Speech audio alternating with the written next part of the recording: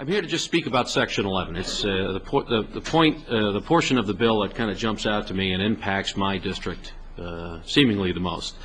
I have an issue with Section 11 both in concept and in application. And in order to drill down on those two, I think you need to know a little bit of background about at least two of my towns, Easton and Redding. Easton and Redding operate a regional high school already called Region 9, and you're going to be hearing from one of its members right behind me.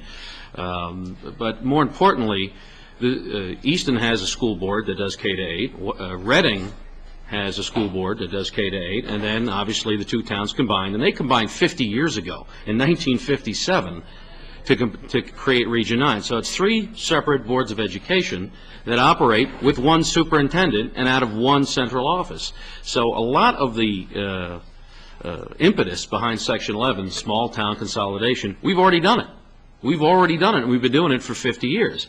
And some of the positive achievements that my school boards have and my schools have achieved, it's in my written testimony. We've got Blue Ribbon Awards, Principal of the Year this year. I mean, we've done a great job educating our children, and please take a look at it.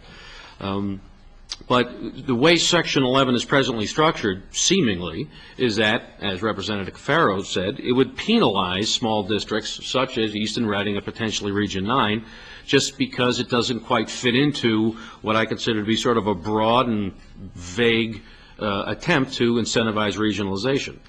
Now, on a conceptually, my issue is to force regionalization on small towns through financial disincentive, through financial penalty, I think is a wrong public policy move. Just on its face. It violates local control.